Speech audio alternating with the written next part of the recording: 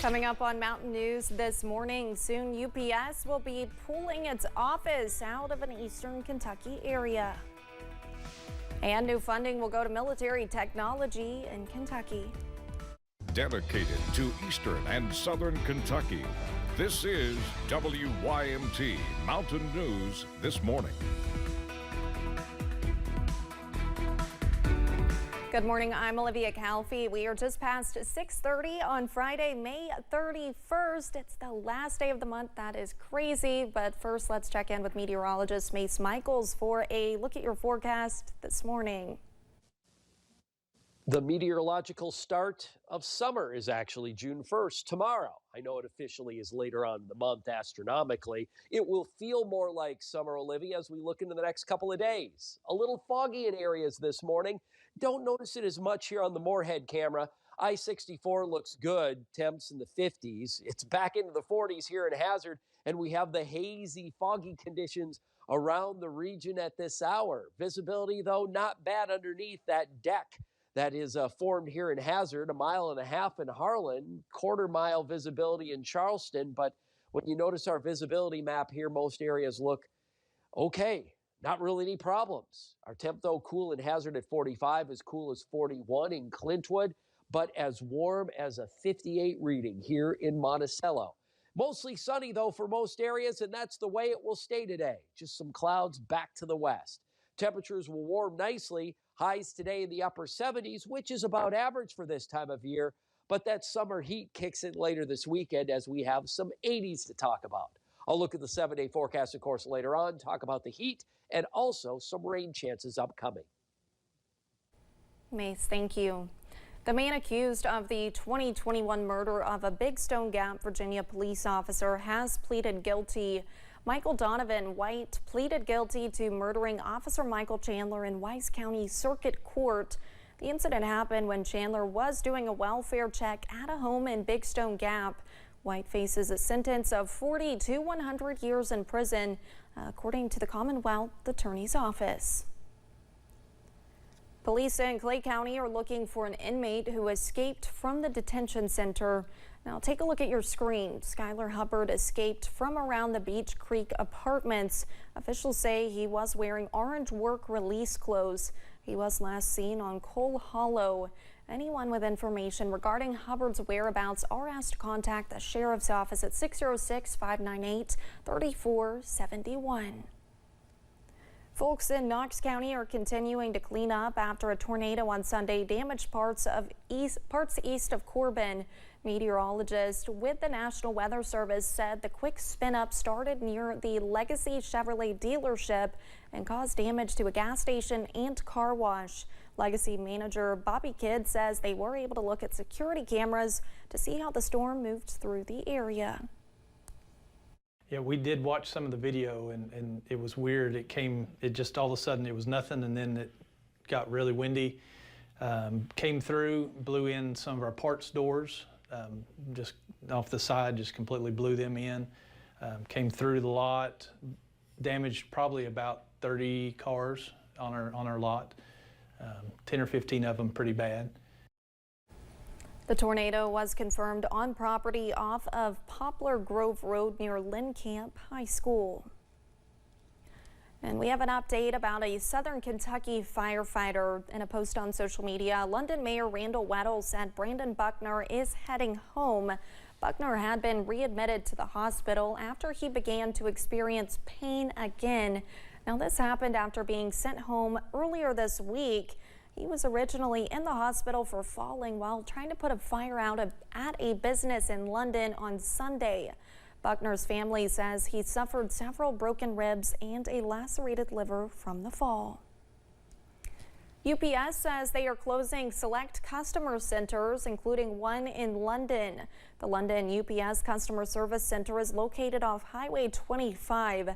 Officials say they will be closing as of June 24th. UPS released a statement to WYMT. They said, quote, "We are closing select UPS customer centers to better align with our customers' preferences. We will continue our high standard of customer service through a wide range of resources that are available to our customers, including UPS, drop boxes, 10,000 full-service retail shipping locations, such as the UPS store and Staples, as well as UPS authorized shipping outlets and providers to ship packages, end quote. Governor Andy Beshear announced more than $5 million for 5 counties, which will go towards supporting site and development projects. One of those counties receiving funding is in our area. The Clay County Fiscal Court, on behalf of the Elk Hill Regional Industrial Authority, will upgrade water infrastructure to the Elk Hill Regional Industrial Park.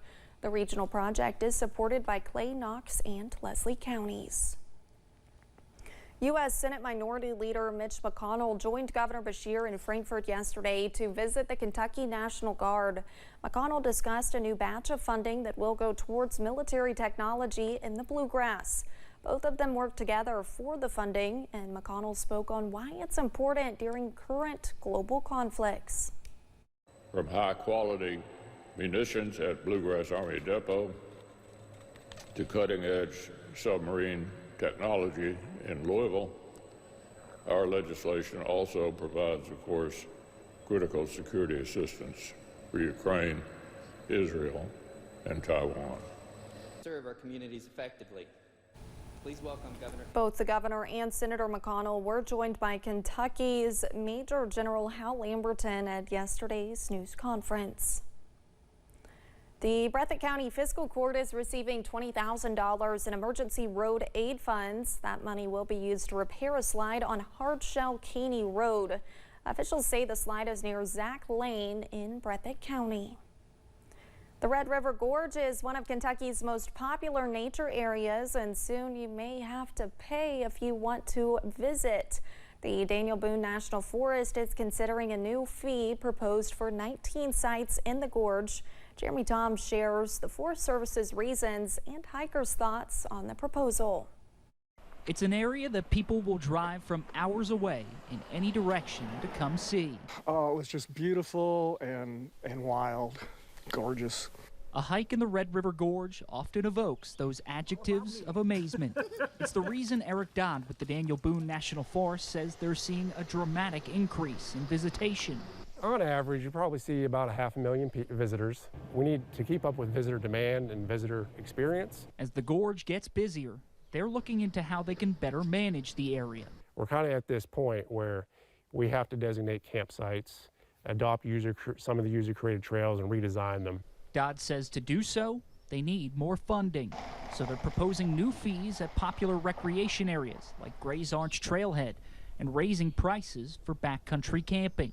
Dodd says the funds will also support the Forest Service as they maintain these sites and bring improvements to aging facilities. But what do the gorge's visitors think of the change? I feel like most parks that I visit, you tend to pay a fee. If it's as small as you say, $5 doesn't seem unreasonable to me. I'm not real positive on that because I think something that's beautiful should be free. That was one of the things I enjoyed about it. Just showed up and enjoy it. Opinions are split, and Dodd says the Forest Service knows it will have to strike a delicate balance. If it's not done properly, it could reduce that feeling of solitude and just freedom.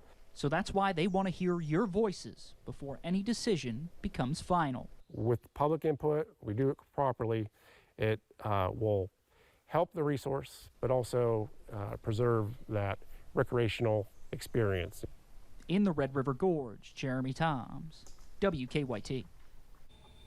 3 more sites are also being considered for fee changes in the Forest London District. The Powell County Lions Club will host the Forest Service for a public meeting on June 11th. Public comments and feedback will be accepted through July 31st.